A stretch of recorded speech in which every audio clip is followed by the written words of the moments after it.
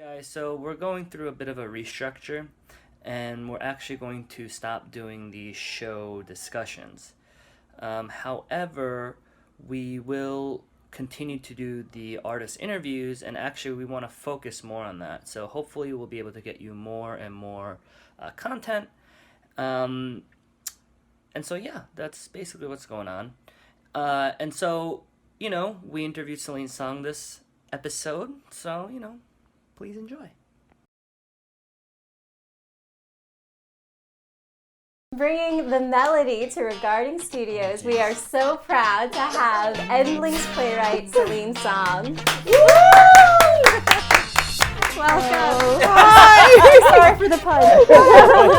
You're welcome. I'm good. How are you? Thank you, Celine, Welcome. for coming on. Welcome. Thank you for having me. Absolutely. So you have a play called Endlings going up at New York Theater Workshop beginning February 19th, correct? Yes. We're very excited. Please tell us a little bit about that. So Endlings is a play about elderly female Korean divers. They're called Haenyeos. And the thing about them is that the tradition of being a Haenyeo, which is free diving, is going to sort of die out as a tradition entirely in the next few decades at most.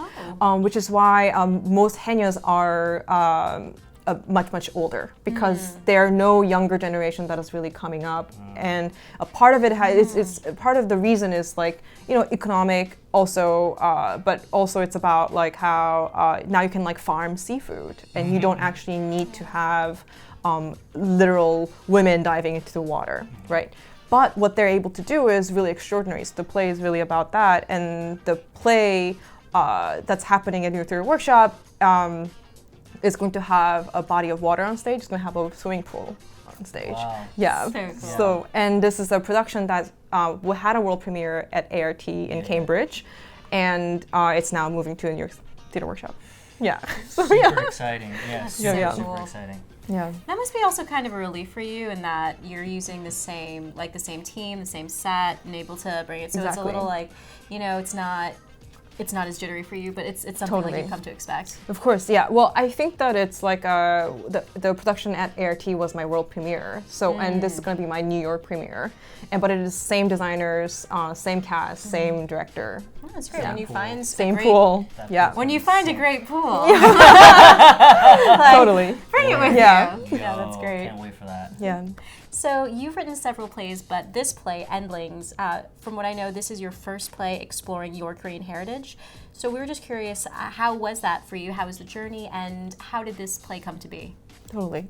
And I think that growing up sort of as a Korean Canadian American, I only sort of spent 11 to 12 years, the first 11 to 12 years of my life in Korea. So the whole writing of this play I was sort of dealing with some kind of imposter syndrome a little bit. As in how much right do I have to talk about Korea when I am such a westernized person? Because I feel like I'm sitting around with people in New York theater scene or something, and then I feel very, very Korean because I'm well, I know I'm Korean, I eat Korean food, I get Korean, I speak Korean. But then when you go and actually talk to and hang out with people who are actually from Korea that are Korean, you suddenly are oh, I'm an American. I'm such an American, right?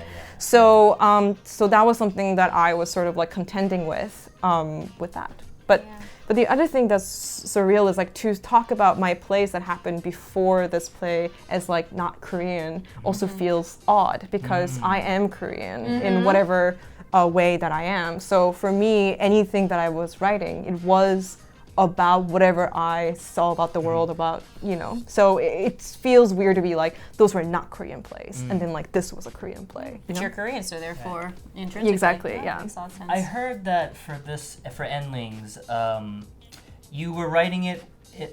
You wrote it at EWG, which is Emerging Writers Group at the Public, correct? And you were sort of falling out of love with theater. Do you love it again or anything? Or is your relationship with theater still? So I wrote this play as sort of truly the final breakup with theater. Yeah, Before this, I had another breakup, and I think that's how breakups work. right? Yeah, like yeah. you break up and you're like, One I must think move we're on. done and we're Right. done, we're gonna move on, and then you get back together to see like what that's about again, and then you're like, no, this time it's for real, and this time it's for real, and that's really what it's been like. So before this, I wrote a play about I wrote a play called Tom and Eliza, which is about book burning, and that was me being like, goodbye theater, and then I wrote Endlings, and this was also like my this I felt like was Peace this out. good. Hopefully Right. this will stick. Hopefully this Right. breakup will stick. If you ask me if I'm in love with theater again, and I think that seeing the production that happened in Cambridge Yeah. in that space where there are like 550 people in the audience every night, and there people come up and talk to me about what they saw, and yes, I feel like it did sort of like rekindle my relationship with theater, and I know so much better. You know what I mean? Just as like if you're on the verge of breaking up with somebody and then you get back together and you're like, wow, like now. What's that like? So yeah. So the last episode of this show, I had a panel discussion with 3 Players of Color. Go see that episode if you haven't seen it. Yes. Is lit. Yeah, Definitely. it's that lit. But we were talking about a question I asked the panel was about white plays and their relationship with white plays. And you saying that this is the first play dealing with your Korean heritage. Do you feel that your relationship with white plays has changed pre and post Endlings, or? Becoming a playwright in America, what that actually means is that the canon, American theater canon, is going to be white men. So what it is I fell in love with theater through works of white men mainly. So it was something where I was sort of writing plays, and for me, the people that I loved were writing white plays, or like whatever that meant for them. And so to me, that was sort of those are the plays that I wanted to write because those are the plays that I loved, right? And then while writing this play, I think that like to me, I treated it as sort of like an exorcism of something where it's like I was exercising whatever relationship that I had with white patriarchy as sort of like both an acceptance and what is it? Like, it's like seeing it clearly, more like. Because I feel like, I think the danger is to be like, white patriarchy, boo! White patriarchy, get out.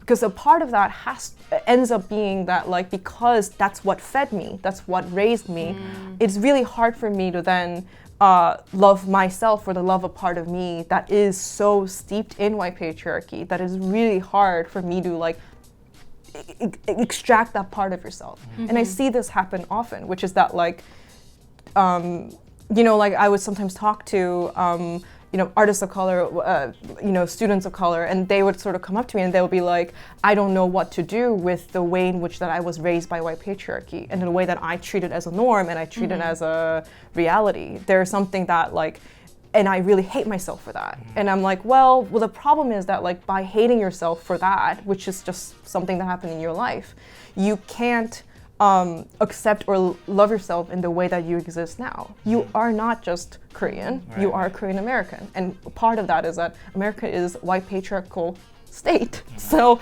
if you are going to accept that part, you have to sort of see that part very clearly and accept it in yourself, right?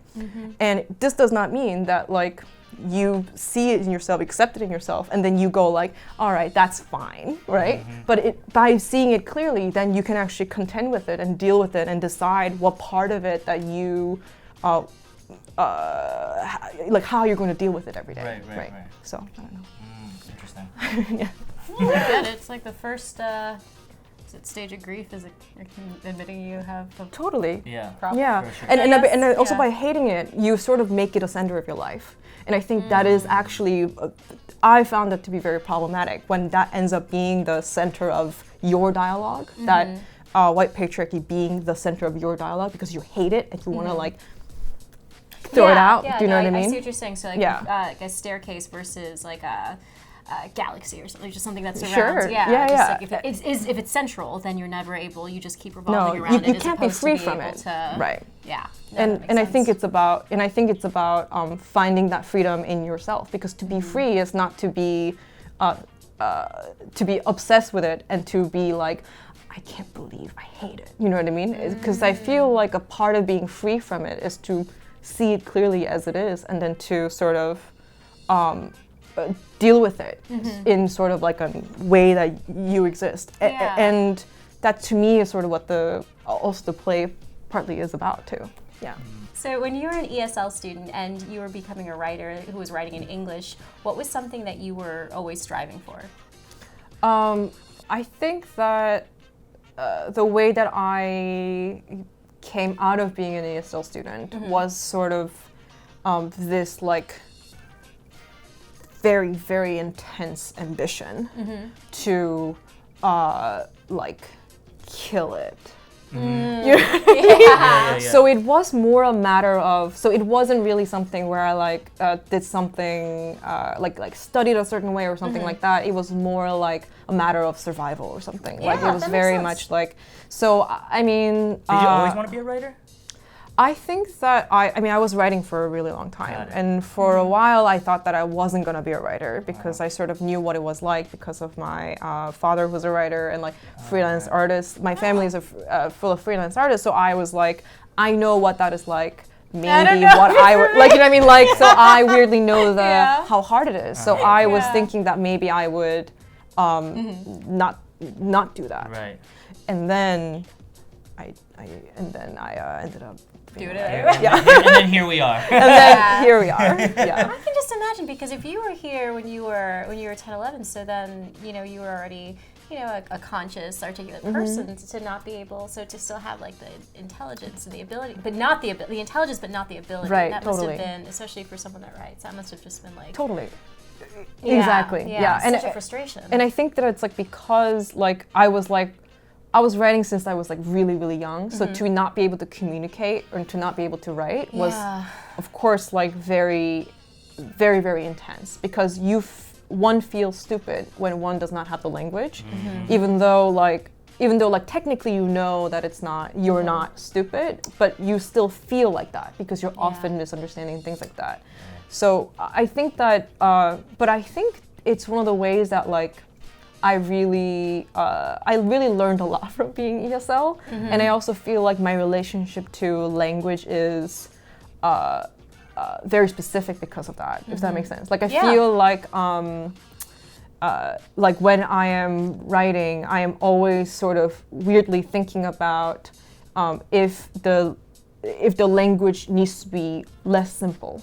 So what I mean by that is like I sometimes wonder, like myself who was an ESL student, I want to write plays that even she can sort of understand. So I don't really like SAT words, you know what I mean? Like in my work. Yeah. So like, yeah, and there's a time where I was going to be a nonfiction writer, and that time I was like all about the SAT words. But when I became theater, I was like, well, actually, how accessible is this when it comes to who can understand it? Yeah. So I think that did change the way, Interesting. Yeah. Interesting. As someone who is learning, is I guess not native, quote unquote, right? Has a different, like you said, a different relationship. Is there something you feel like certain elements of the English language that people take for granted that you sort of have to like, you think about and you're like, oh, that is actually kind of really strange, or whatever relationship you have? I think that there's a lot of indirectness in English. Like I feel like there's a lot of I would say maybe it's like a polite way to speak or something, but it's actually built into the language. Yeah. Right? Yeah. I can't really think of a good example right now, but it's it's just a like, lack of directness. Yeah, like I well, I feel almost like always indirect. Exactly. But I feel like it's like should, would, like all those, like those things that like I would like to. I think about that a lot, which is like I'm like, I want to exist, but often we sort of opt for I would like to, and I'm always like, well, what's that actually about, right? And then there is a question of like if that's going to be a part of my plays or not. Like someone who says I would like to. That's right. Yeah. Even though interesting. although of course in life I say I would like to all the time. Yeah. Because I'm trying to be polite, you know. Right. Yeah, it's not like do this. Would you like to do this? I would like to do this. Yeah, Yeah. no, it's a big difference. So if I'm not mistaken, your plays tend to be about family or lineage, correct? can you describe why you're drawn to these sort of themes? Totally. I think that, well, I have a very strong relationship with my family, so maybe in that way. But I really think about the question of heritage and family as more a conversation about history and the future. Because I feel like the way that we experience time, I think, is actually through other people and the stories that we all sort of live in. And because of that, I think having a strong sense of history and having a strong sense of the future in relationship to history, I think is sort of where human existence happens. So, and I think that for so many of us, I feel like the way that we experience time is through our family, right?